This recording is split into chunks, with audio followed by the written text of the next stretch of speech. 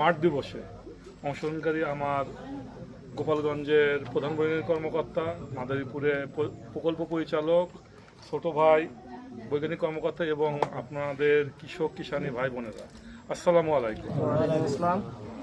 আমরা এখানে আসলাম হলো ডাল ফসলের জন্য, তাই না? এখন আমাদের দুটা কথা আছে, একটা হলো খাদ্য নিরাপত্তা, একটা হলো পুষ্টি নিরাপত্তা। বোঝেন দুটো শব্দ? আমি বেশি কথা বলবো না। আগে আমরা চিন্তা করতাম যে আমাদের কোনো খাবার থাকুক না থাকুক, আমাদের চাউল থাকতে হবে, বছরে চাউল থাকলে আমরা সেফ, এ কথা মনে করতাম না। এখন এরপরে বাংলাদেশ সরকার কি নিল, ডালে ভাতে বাঙালি। তাহলে ভাত খাইলে আপনার কার্বোহাইড্রেট চাইতে পূরণ হয়, এছাড়াও তার পুষ্টি আছে নাকি? কি আছে? প্রোটিন আছে, বিভিন্ন রকমের পুষ্টি উপাদান, মিনারেলস, ভিটামিন আছে। তো এটার জন্য তো আমার কিছু জিনিস খাইতে হবে। এই জন্য শাক খাই আমি, বা কখনো আমিষের জন্য কি খাই, প্রোটিন মানে মাছ বা মাংস খাই। এটা কি সবার পক্ষে খাওয়া সম্ভব? তাহলে ডালে কিন্তু আমাদের যে পরিমাণ প্রোটিন আছে প্রায় 28%, এটা মাংসের চেয়েও বেশি।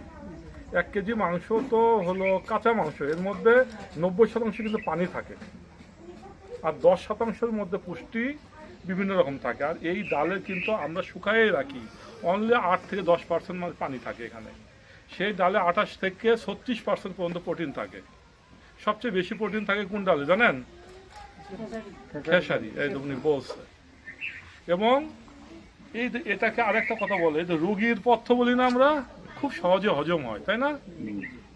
এটা অনেক আগে থেকে আমরা বলতাম। এটা আরেকটা জিনিস কি সুবিধা হলো কি, এটা হলো গরমকালে হয়। গরমকালে যে খরিফ ওয়ানে আমাদের কিন্তু কোনো কম্পিটিশন নাই, আমি ইজিলি ডাল করতে পারি। শীতকালে কিন্তু ডাল করতে গেলে আমাদের বিভিন্ন রকম প্রতিযোগিতা করতে হয়।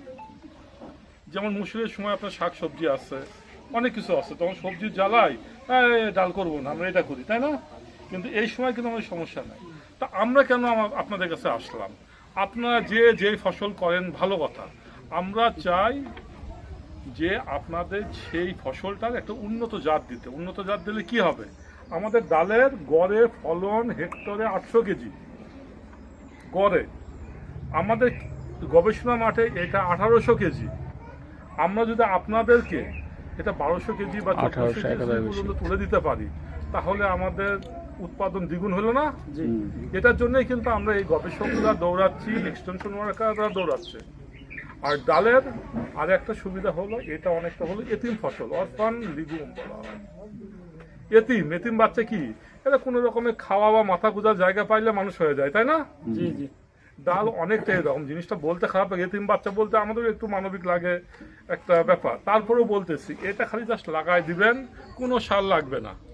দেখেন এই তো গুড়ায় কিছু গুটি দেখা যায় না, এগুলো কিন্তু এক একটা ইউরিয়ার দানা, এগুলা কিন্তু নাইট্রোজেন আনে, বাতাস থেকে আনে, এটা দেওয়া লাগে না। এটা পৃথিবীর অন্য কোনো ফসলে নাই, ডাল ফসল ছাড়া। এটা তার মানে মাটির উপকার করতেছে। আপনি খালি তো মাটি থেকে নিচ্ছেন, মাটিতে কিছু দিচ্ছেন? কিছু দেন না। যদি গোবর সার দেন, কম্পোস্ট দেন, তাহলে মাটির কিছুটা উপকার হবে। আপনি একটা মায়ের কাছ থেকে কয়টা বাচ্চা নিতে পারবেন বলেন তো? পারবেন না। 2টা 4টা 5টা। আগেকার যুগে আমাদের নানি দাদিরা 8টা 10টা বাচ্চা হইতো।